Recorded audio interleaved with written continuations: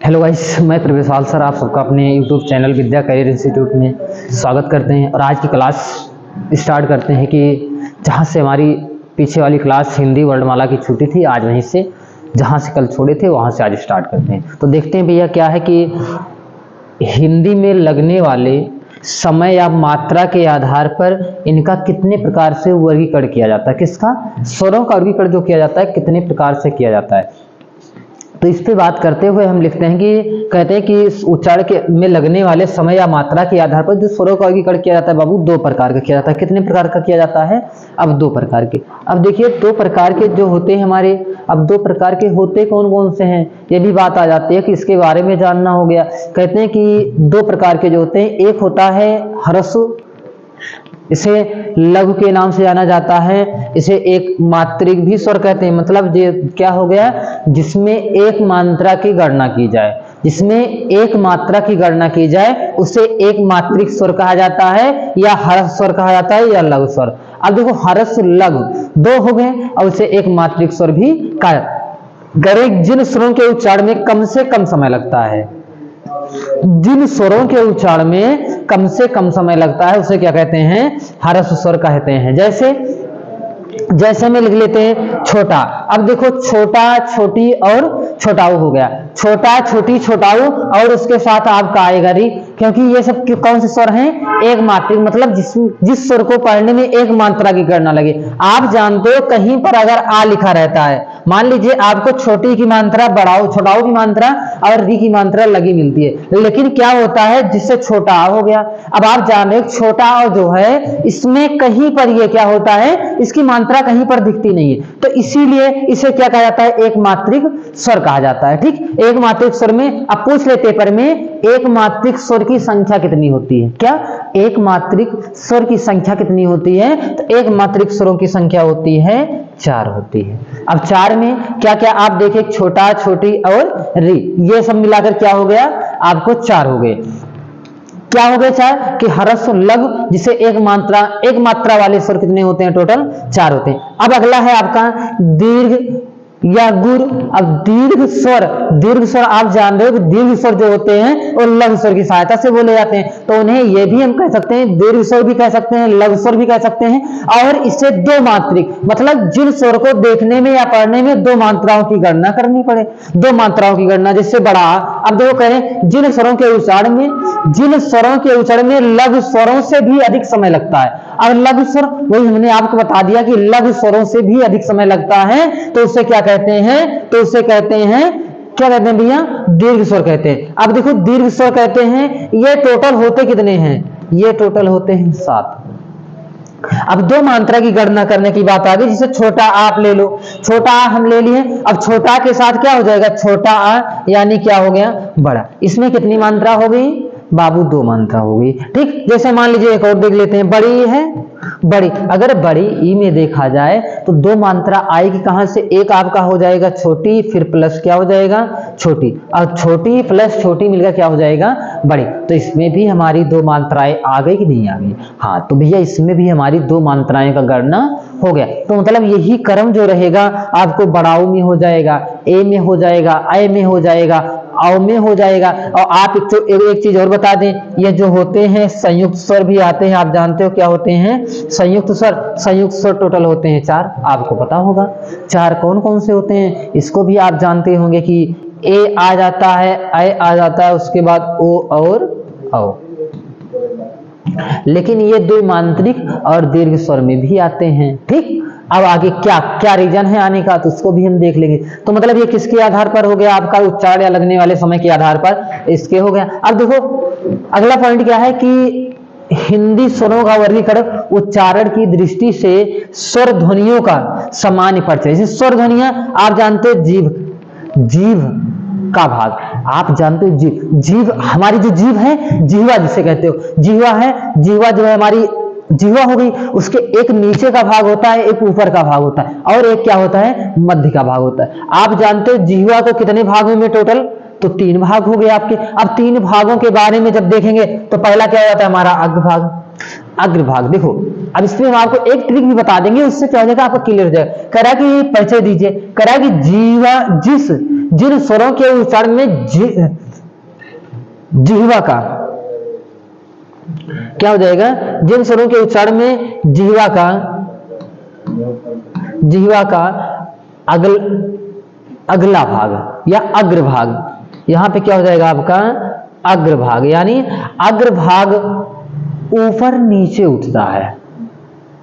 जिस स्वर के उच्चारण में जिह्वा का अग्रभाग ऊपर नीचे उठता है उसे अग्रस्वर कहा जाता है। उसे क्या कहा जाता है, अग्रस्वर।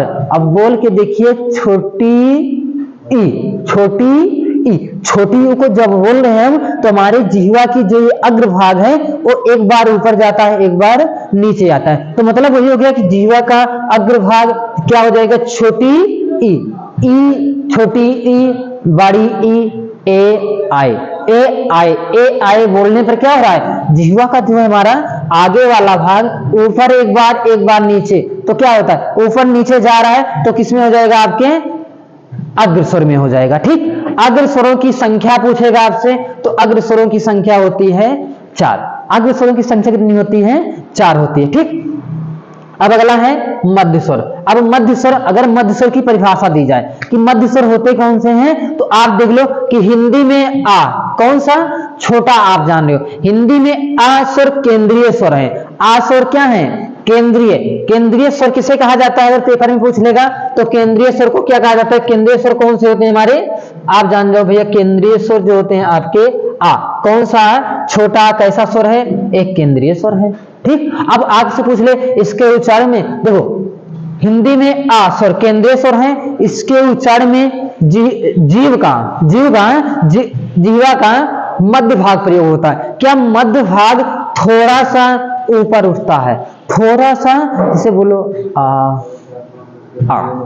एक बार बोल दो आ बोल रहे हैं तो क्या होता है, हमारा जिह्वा का थोड़ा सा भाग ऊपर उठता है। तो थोड़ा भाग ऊपर उठता है उसे क्या कहते हैं, वो कितने होते हैं आपके, एक होता है, एक होते हैं, वो भी क्या कहा जाता है, अग्रस्वर कहा जाता है। क्या कहा जाता है बाबू, अग्रस्वर। अब आप पूछे आपसे अग्रस्वर, तो अग्रस्वर में ये देखते हैं कि जिह्वा का जो भाग हमारा हल्का खुले या हल्का ऊपर जाए उसे क्या कहते हैं, अग्र भाग कहते हैं। वो क्या आता है, छोटा आ में आता है। ठीक बाबू, अब आगे देखते हैं कि पश्च भाग क्या होता है आपका।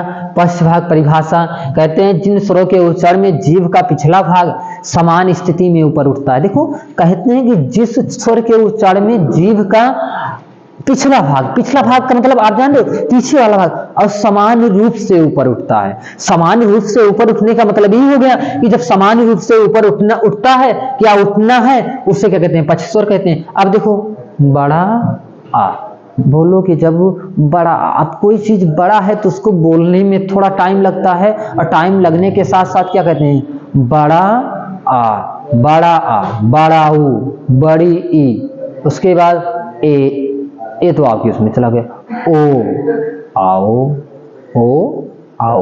अब ये आपको क्लियर हुआ कि बड़ा यानी बड़ा आ हो गया, बड़ा के बाद क्या हो जाएगा, यहाँ पे लिख लो, आपको हो जाएगा बड़ी हो गया।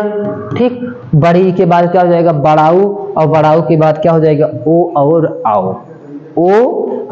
आप हम एक चीज एक नजर में देख लीजिए। अब इसको अगर करना हुआ तो हम थोड़ा देख लेते हैं कि इसका अगर याद करने के लिए याद नहीं हो रहा है तो देखो, एक चीज हमारी बात ध्यान से सुनना है कि स्वर में, स्वर को देखने में, स्वरों को देखने में, स्वरों को देखने में, स्वरों को देखने में, जिन स्वर में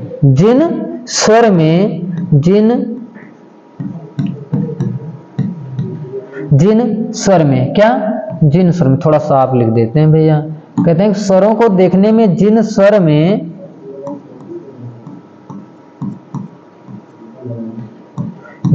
में तीन प्रकार की आकृति, आगे तीन प्रकार की आकृति दिखाई दे, आगे तीन प्रकार की आकृति दिखाई दे, आगे तीन प्रकार की आकृति दिखाई दे, तीन प्रकार की आकृति दिखाई देती है, दिखाई देती, मतलब 3 प्रकार की आकृति। और किसको छोड़कर? छोटा आ को छोड़कर, छोटा आ को छोड़कर, किसको छोड़कर? छोटा आ को छोड़कर। अब देखो छोटा आ को छोड़ दें, देखो छोटा आ को छोड़ दें तो आप जान रहे हो 3 प्रकार की आकृति किसमें दिखाई देगी? बड़ा आ हो जाएगा आपका, क्या हो जाएगा? बड़ा। अब बड़ा आ हो गया आपका, उसके बाद क्या हो जाएगा? छोटाऊ हो जाएगा, बड़ाऊ हो जाएगा, उसके बाद फिर क्या हो जाएगा? छोटाऊ बड़ाऊ, उसके बाद ओ और आओ, क्या हो गए? ओ और आओ, यहाँ पे आपका रहेगा छोटाऊ, ठीक, ओ और आओ। मतलब क्या कह रहा है कि छोटा आ को छोड़कर आपको बताएगा कि मध्य स्वर कितने होते हैं? एक होते हैं छोटा। आप अगर खुद इतना सेंस लगा सकते हो कि जब बड़ा आ, बड़ाऊ और छोटाऊ ओ आओ ले गए और छोटा आ को छोड़ दिया गया तो टोटल कितने हो गए? टोटल हमारे हो गए 5 हो गए, 5 हो गए टोटल। अब 5 ये हो गए और 6 ये छोटा आ हो गया। अब 6 छोटा आ हो गया आपको, तो इधर बच कितने रहे हैं? 4 बच रहे हैं, बड़ी ई और छोटी, और उसके साथ ए को ले लेंगे और आई को ले लेंगे, ठीक, ए को ले लेंगे और आई को ले लेंगे, ठीक भैया। चलिए आगे देखते हैं। देखो ये हो गया आपको। अब इसी में हम थोड़ी सी बातें जान लेंगे कि थोड़ी सी बातें क्या कर लेंगे उसके बारे में देखते हैं।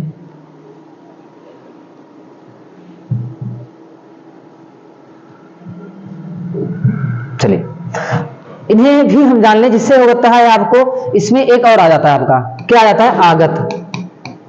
इसके साथ आ जाते हैं आपके आगत। अब देखो कह रहा है कि आगत ध्वनियां, इसे आगत ध्वनियां, तो यहाँ पे थोड़ा सा मिस्टेक हुआ है, टाइपिंग में कोई दिक्कत नहीं आ रहेगा, सिर्फ यहाँ पे आगत ध्वनियां। देखो आगत ध्वनिया में कह रहा है कि अंग्रेजी भाषा के जो शब्द देवनागरी लिपि से, कहां से? अंग्रेजी भाषा के कुछ शब्द होते हैं जो देवनागरी लिपि में प्रयुक्त हुए हैं। देवनागरी लिपि आप जानते हो कि हिंदी में देवनागरी लिपि का बहुत बड़ी अहम भूमिका है, तो देवनागरी लिपि में प्रयुक्त हुए हैं, उन्हें इस ध्वनि का बहुत प्रयोग बहुत न होता है, अतः इस ध्वनि को पक्ष स्वर के अंतर्गत रखा जाता है, पक्ष स्वर के अंतर्गत। अब देखो पक्ष स्वर आपके यही हो गए कि क्या हो गया? पक्ष स्वर। तो पक्ष स्वर के अंतर्गत जब रखा जाएगा तो आगत स्वर जो हो जाएगा, यही आपको पक्ष स्वर में भी मिलेगा, पक्ष स्वर के अंतर्गत रखा जाता है। अब जान लो हिंदी में स्वरों की संख्या कितनी होती है? हिंदी में स्वरों की संख्या 11 होती है और 2 13 होते हैं, वो आगत स्वर होते हैं, ठीक। अब 2 जो होते हैं आगत स्वर, बड़ा आ गत स्वर। आगत स्वर कितने होते हैं? 2 होते हैं। कौन से होते हैं? अंक और आ। ये टोटल हो गए आपके आगत स्वर। अब देखिए देवनागरी लिपि व संस्कृत भाषा में स्वरों की संख्या कितनी होती है? टोटल 13 होती है। 13 कैसे होती है? 11 तो आपको पता है, 11 हमें भी पता है, आपको भी पता है, और 2 आपके बढ़ जाते हैं री और लिरी।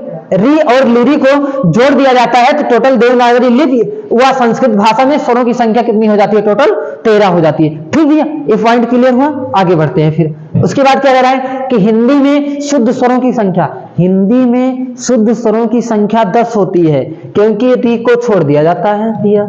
री को क्यों छोड़ा जाता है? आगे पॉइंट लिखा गया आपका। देखो कह रहे हैं कि री का वर्तमान उच्चारण स्थान, देखो रा प्लस ई मिलकर बनता है, वो भी हो जाता है री। आप जानते हो वो भी हो जाता है क्या? री हो जाता है। री का वर्तमान उच्चारण स्थान रा प्लस ई बराबर री होने लगा है, तथा इसका उच्चारण करते समय जीवा मूर्धा को स्पर्श करती है। मूर्धक मतलब क्या हो गया? मूर्धक मतलब लास्ट वाला भाग जो होता है। मूर्धक मतलब होता है किसी चीज को आप करते रहो, करते करते क्या हो जाता है? जब एकदम पस्त हो जाते हो। पस्त होने का मतलब कोई काम दिन भर कर रहे हो, संध्या टाइम में क्या होता है कि एकदम हमारे अंदर कोई एनर्जी नहीं रह जाती काम करने के लिए, वही होता है कि मूर्धा मतलब एकदम पस्त हो जाते हैं। तो वही कह रहा है कि मूर्धा को स्पर्श करती है, अतः यह हिंदी में शुद्ध स्वर नहीं माना। हाँ सही बात है कि हिंदी में री को शुद्ध स्वर नहीं माना गया, और इसलिए हिंदी में शुद्ध स्वरों की संख्या कितनी होती है? टोटल 10 होती है भैया, ठीक। इतना पॉइंट आपको क्लियर हुआ? चलिए आगे। मुख के खुलने के आधार पर स्वरों का वर्गीकरण कितना होता है, तो इसको देख लेते हैं। मुख के खुलने के आधार पर स्वरों का वर्गीकरण जो किया जाता है, कितने प्रकार के किया जाता है? होते हैं आपके 4 प्रकार। अब 4 प्रकार होते कौन से हैं बाबू, ये भी देख लेते हैं कि 4 प्रकार होते हैं तो सही बात है कि या गलत है। तो देखो 4 प्रकार जो होते हैं, पहला क्या होता है? सम्मिलित स्वर। सम्मिलित स्वर परिभाषा दी गई है कि जिन स्वरों के उच्चारण में मुख सबसे कम खुलता है, अर्थात लगभग बंद रहता है। आप लगभग बंद करने का मतलब वही हो गया, पढ़ो, ई बड़ी ई बड़ी, ऊ बड़ा ऊ बड़ा ऊ, ई बड़ी। मतलब कहने का मतलब जिसको बोलने में मुख जो है हमारा बहुत कम खुले, लगभग मतलब बंद हो जाए या लगभग बंद रहे, तो लगभग बंद रहने का मतलब हो गया कि क्या छोटी बड़ी, छोटा ऊ बड़ा। टोटल संख्या कितनी होती है इनकी? 4 होती है। कौन कौन जाएंगे? छोटी बड़ी, उसके बाद छोटा ऊ, उसके बाद बड़ा ऊ। टोटल कितने हो गए आपके? आप जान जाओ 4 हो गए। ठीक, टोटल 4 हो गए। अब देखो विपरीत स्वर की बात आती है, तो विपरीत स्वर आपको कहा जाता है कि परिभाषा जिन स्वर के उच्चारण में मुख क्या हो जाए, मुख सबसे अधिक खुल जाए। सब बड़ा बोलो, बड़ा आ, तो बड़ा आ को बोलने में क्या होता है, हमारा मुख एकदम खुल जाता है और कहा जाता है बड़ा आ। बड़ा आ का मतलब एकदम जिससे कोई बहुत तेजी बोल रहा है, तेजी से बोलने का मतलब वही होगा कि बड़ा आ ऐसा स्वर है जो आपको बोलने में पूरा मुख आपका खुल जाता है, कोई दिक्कत नहीं रहती है। ठीक, बिना किसी बाधा के जो बोला जाए बड़ा। और इसकी संख्या कितनी होती है? टोटल होते हैं 1। अब देखो अर्ध होता है ये भैया, अर्ध, चलो कोई बात नहीं। अर्ध विपरीत स्वर, देखो यहां पे सम्मिलित स्वर आप देखे थे, वही सम्मिलित स्वर आके क्या हो गया है? विपरीत स्वर। अब देखो कह रहा है परिभाषा समृद्ध स्थिति में, मतलब समृद्ध जो हम ऊपर पढ़े थे, समृद्ध स्थिति में कुछ अधिक खुलता है। समृद्ध में लगभग बंद रहता था, लेकिन इसमें क्या हो जाएगा? उससे लगभग से कुछ अधिक खुल जाएगा। लगभग से क्या हो जाएगा? कुछ अधिक। तो अर्थात मुख आधे से कम खुलता है, इससे आधा खुलता है, तो आधे से भी क्या कह रहा है ये? कम खुलता है। आधे से कम खुलता है तो उसे क्या कहा जाता है? उसे अर्धसम्मिलित स्वर कहा जाता है। अर्धसम्मिलित स्वरों की संख्या कितनी होती है? 2 होती है। कितनी होती है भैया? 2 होती है। अर्धसम्मिलित, देखो पढ़ो, ए ओ, तो ए ओ यानी कितनी हो गई? ए और ओ, और दोनों मिलाकर कितना हो गए आपके? 2 हो गए। यानी 2 कौन से होते हैं आपके? ये जान जाओ कि ए और ओ क्या होते हैं आपके? 2 होते हैं। कौन से होते हैं? अर्धसम्मिलित स्वर, मतलब जिसका मुख हमारा लगभग खुलता रहे। ठीक, अब एक परिभाषा और है, देख लिया जाता है भैया। देखिए अर्धविपरीत स्वर। अर्धविपरीत स्वर में हम देखेंगे कि परिभाषा विपरीत स्वरों की तुलना में थोड़ा कम खुलता है। विपरीत स्वरों की तुलना में थोड़ा कम खुलता है, अर्थात आधे से ज्यादा खुलता है। अर्थात क्या करें? आधे से ज्यादा, आधे से ज्यादा। आप पढ़ो, छोटा आ, छोटा आ, उसके बाद ए ओ आओ, ए ओ आओ। तो क्या कह रहा है? आधे से ज्यादा खुल रहा है। तो वास्तविक बात है कि आधे से ज्यादा खुल रहा है। तो आधे से ज्यादा खुलने का मतलब ये हो गया कि ये बहुत अच्छे से थोड़ा बढ़िया से समझाया गया है। आप सबका काम यही है भैया, वीडियो को देखें तो वीडियो को थोड़ा मोड़ा लाइक कर दिया करें, तभी हमारा मनोबल बढ़ता है। नहीं तो क्या होता है, हम तो वीडियो डेली छोड़ रहे हैं, आप सब अगर कुछ सपोर्ट नहीं करोगे तो हमारा भी थोड़ा मन डाउन हो जाता है। लेकिन जब बच्चे सपोर्ट करते हैं तो टीचर को पढ़ाने में कोई दिक्कत नहीं होती। बाकी आज की वीडियो में यहीं तक है, अब कल फिर देखते हैं आगे वीडियो में। ठीक भैया, बस।